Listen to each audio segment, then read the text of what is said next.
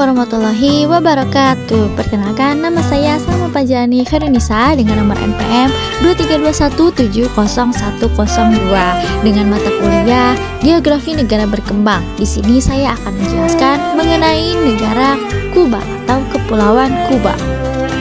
Mari kita simak materi kali ini. Kuba ini beribu kota Havana, berbahasa Spanyol, bentuk pemerintahannya adalah negara komunis, mata uangnya adalah peso.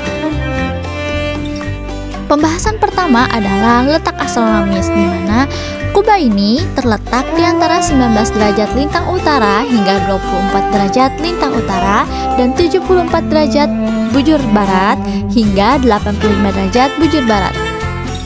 Kuba yang merupakan salah satu kepulauan Antilles terbesar yang termasuk Jamaika, Puerto Rico, Haiti, dan Republik Dominika yang berjarak sekitar 80 km dari Haiti, 140 km dari Bahama, 145 km dari Florida, 210 km dari Meksiko, dan 146 km dari Jamaika. Negara ini terletak di bagian selatan Selat Florida, berbatasan dengan Samudra Atlantik di utara dan Laut Karibia di selatan dengan luas 110.860 km persegi.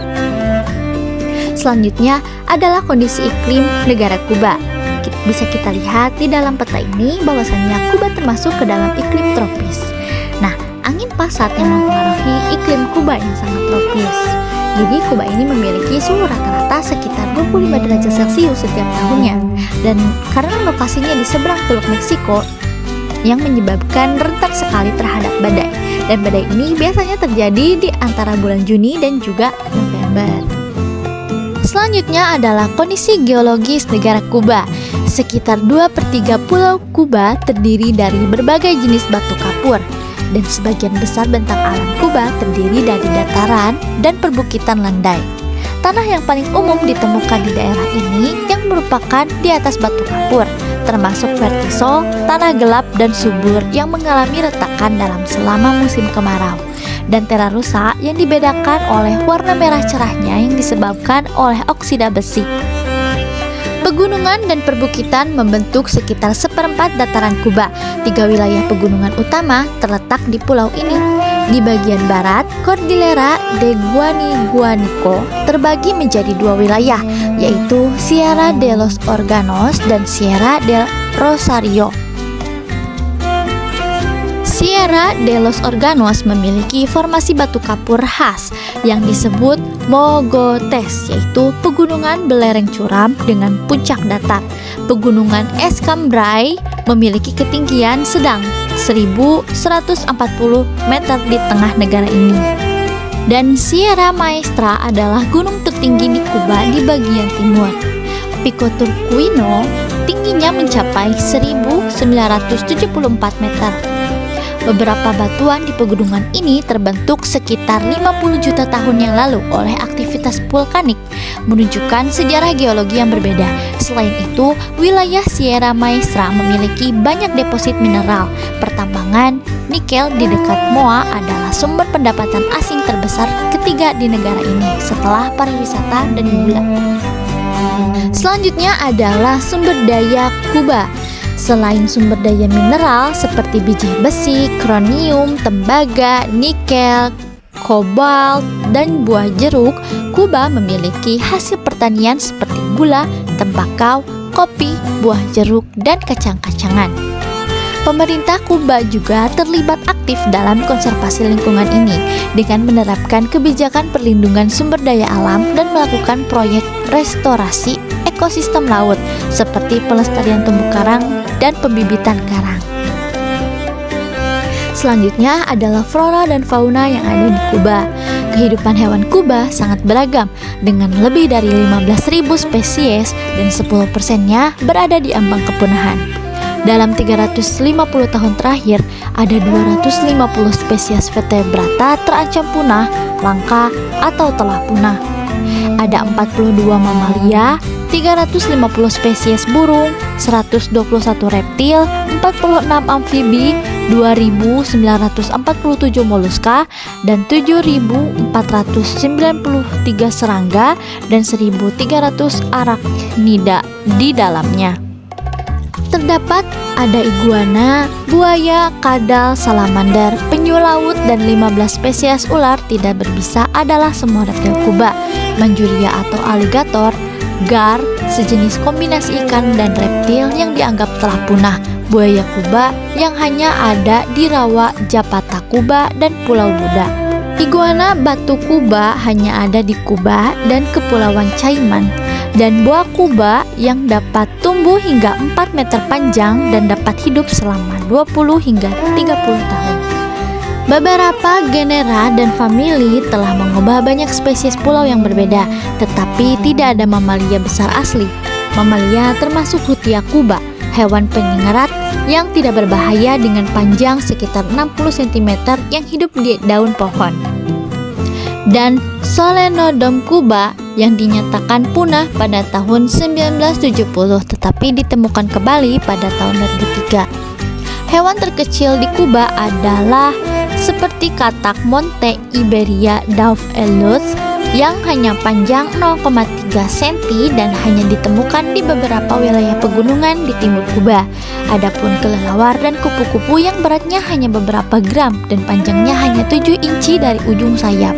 Berikut di antara 360 spesies burung yang ada di Kuba adalah flycatcher, crane, flamingo, elang, raja burung, burung hantu, burung beo, parkit, burung pengicau, dan juga burung pelatuk.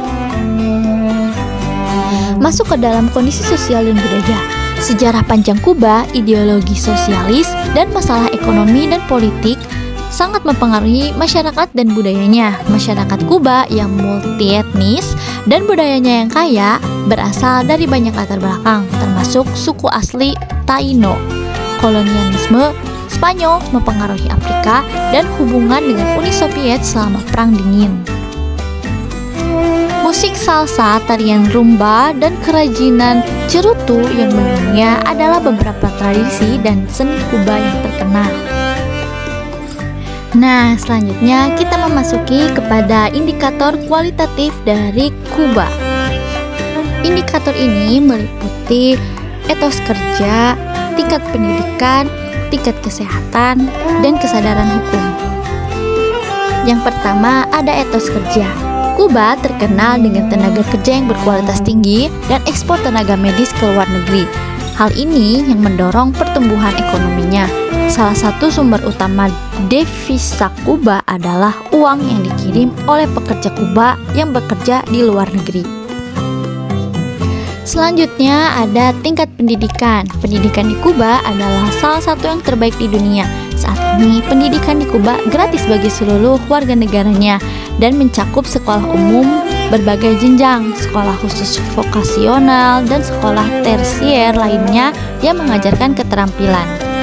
Jalan pendidikan Kuba tidak semulus yang dibayangkan. Hanya kurang dari 10% orang Kuba yang pergi ke sekolah pada tahun 1902 setelah Perang Kemerdekaan karena pendidikan tidak tersedia di daerah pegunungan dan orang-orang ini juga tinggal di kota-kota besar. Hanya 55,6% penduduk yang masuk sekolah di tahun 1953 selama kediktatoran Fulgencio Batista. Selanjutnya tingkat kesehatan. Negara membiayai sistem kesehatan di Kuba, perawatan primer, perawatan medis umum, dan perawatan gigi hingga perawatan rumah sakit yang memerlukan teknologi medis canggih, termasuk layanan pencegahan, kuratif, dan rehabilitasi yang disedia secara gratis bagi penduduk. Untuk kesadaran hukum yang ada di Kuba, tidak banyak informasi mengenai tingkat kesadaran hukum di Kuba, namun secara umum kesadaran hukum di Kuba tergantung pada pemahaman, sikap, dan perilaku terhadap aturan hukum yang berlaku. Nah, kita masuk kepada pembahasan terakhir yang dimana pembahasan ini sebagai penutup materi kita pada pertemuan kali ini. Mari sama-sama kita simak tabel berikut ini. Di dalam PDB per kapita Kuba pada tahun 2020 mengalami peningkatan sekitar 4,04% dari tahun 2009. Jumlah penduduk Kuba pada tahun 2004 mengalami peningkatan sebesar 1,4% dari tahun 2023. Adapun angka kematian bayi di Kuba pada tahun 2024, nah hal ini turun sebesar 38,98% dari tahun 2023. Untuk angka kelahiran di Kuba pada tahun 2004 mengalami peningkatan sebesar 6,75% dari tahun 2023. Untuk harapan hidup di Kuba pada tahun 2004 mengalami peningkatan sebesar 1,6% dari tahun 2023. Dan yang terakhir adalah Human Development Index, yang dimana Kuba menunjukkan 0,762 dengan kategori height di tahun 2023. Mungkin segitu aja yang dapat saya sampaikan. Semoga menjadi pengetahuan baru buat kalian. Terima kasih. Wassalamualaikum warahmatullahi wabarakatuh.